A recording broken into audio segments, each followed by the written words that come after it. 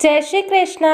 राधे राधे दोस्तों, आप सभी का स्वागत है आपके अपने चैनल पर। दोस्तों, आज की एकादशी का नाम उत्पन्ना एकादशी है। तो आइए आज की एकादशी की व्रत कथा शुरू करते हैं, लेकिन उससे पहले आज की एकादशी का महत्व भी जान लेते हैं। धर्मराज युधिष्ठिर कहने लगे कि हे भगवान, मैंने कार्तिक शुक्ल एकादशी अर्थात प्रबोधिनी एकादशी का सविस्तार वर्णन सुना। अब आप कृपा करके मुझे मार्गशीर्ष माह के कृष्ण पक्ष की एकादशी के विषय में भी बताइए। इस एकादशी का क्या नाम है तथा इसके व्रत का क्या विधान है, इसकी विधि क्या है, इसका व्रत करने से किस फल की प्राप्ति होती है, कृपया यह सब विस्तार पूर्वक मुझसे कहिए। भगवान श्री कृष्ण बोले, मार्गशीर्ष माह के कृष्ण पक्ष में आने वाली इस एकादशी को उत्पन्ना एकादशी कहा जाता है।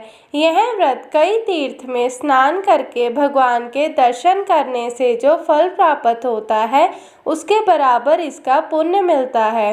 व्रत करने वाले भक्त को चोर, पाखंडी, परस्त्रीगामी, निंदक तथा किसी भी प्रकार के पापी से बात नहीं करनी चाहिए। इसका महात्म्य मैं तुमसे कहता हूँ, ध्यान पूर्वक सुनो। युधिष्ठिर कहने लगे कि हे भगवान, आपने हजारों यज्ञ और लाख गोदान को भी एकादशी के बराबर नहीं बताया, सो यह तिथि सब तिथियों से उत्तम कैसे हुई, बताइए।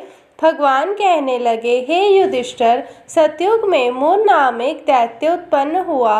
वह बड़ा बलवान और भयानक था। उस प्रचंड दैत्य ने इंद्र, आदित्य, वसु, वायु, अग्नि आदि सभी देवताओं को पराजित करके भगा दिया। तब इंद्र सहित सभी देवताओं ने भयभीत होकर भगवान शिव से सारा वृतांत कहा और बोले, हे कैलाशपति, मूढ़ दैत्य से भयभीत होकर सब देवता मृत्युलोक में फिर जा रहे हैं। तब भगवान शिव ने कहा, हे देवताओं, तीनों लोकों के स्वामी, भक्तों के दुखों का नाश करने वाले भगवान विष्णु की शरण में जाओ, वे ही दुखों को दूर कर सकते हैं। शिव जी के ऐसे वचन सुनकर सभी देवता क्षीर सागर में पहुँचे। वहां भगवान को शयन करते देख हाथ जोड़कर उनकी स्तुति करने लगे कि हे देवताओं द्वारा स्तुति करने योग्य प्रभु, आपको बारंबार नमस्कार है। देवताओं की रक्षा करने वाले मधुसूदन, आपको नमस्कार है। आप हमारी रक्षा करें। दैत्यों से भयभीत होकर हम सब आपकी शरण में आए हैं। आप इस संसार के कर्ता, माता पिता, उत्पत्ति और पालन करता और संहार करने वाले हैं। सबको शांति प्रदान करने वाले हैं।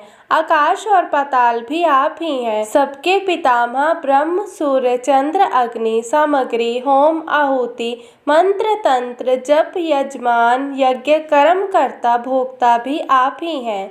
आप सर्वव्यापक हैं। आपके सिवा तीनों लोकों में चर तथा अचर कुछ भी नहीं है।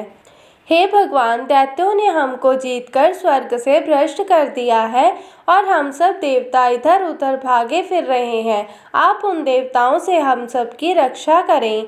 इंद्र के ऐसे वचन सुनकर भगवान विष्णु कहने लगे कि हे इंद्र, ऐसा मायावी दैत्य कौन है जिसने सब देवताओं को जीत लिया है? उसका नाम क्या है, उसमें कितना बल है और किसके आश्रय में है तथा उसका स्थान कहाँ है, यह सब मुझसे कहो। भगवान के ऐसे वचन सुनकर इंद्र बोले, भगवान, प्राचीन समय में एक नाड़ी जंग नामक राक्षस था। उसके महापराक्रमी और लोक विख्यात मूर नाम का एक पुत्र था।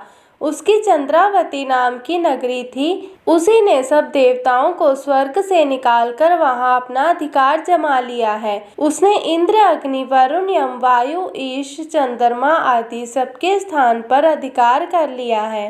सूर्य बनकर स्वयं ही प्रकाश करता है, स्वयं ही मेघ बन बैठा है और सबसे अजेय है। हे असुर निकंदन, उस दुष्ट को मारकर देवताओं को अजय बनाइए। यह वचन सुनकर भगवान ने कहा, हे देवताओं, मैं शीघ्र ही उसका संहार करूंगा।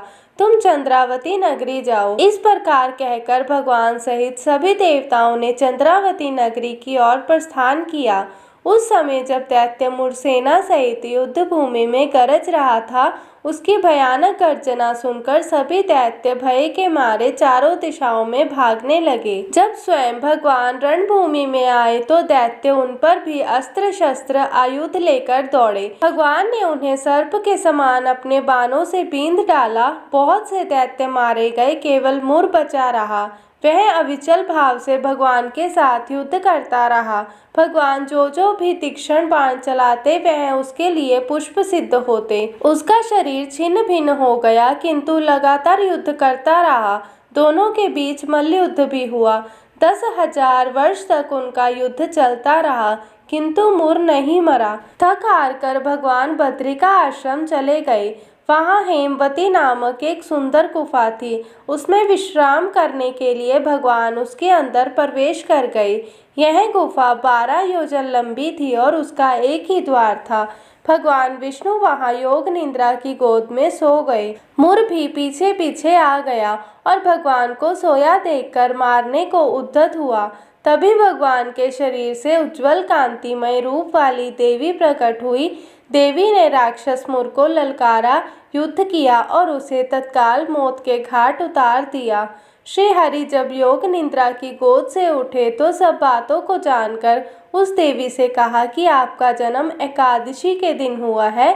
अंत आप उत्पन्ना एकादशी के नाम से पूजित होंगी। तो दोस्तों, आज की एकादशी का विराम यहीं पर करते हैं। अगली एकादशी के लिए आप हमारे चैनल को सब्सक्राइब ज़रूर कीजिए और बेल आइकन प्रेस करें ताकि आपको हर वीडियो का नोटिफिकेशन मिलता रहे। तो दोस्तों, मिलते हैं अगली वीडियो में। जय श्री कृष्णा, राधे राधे।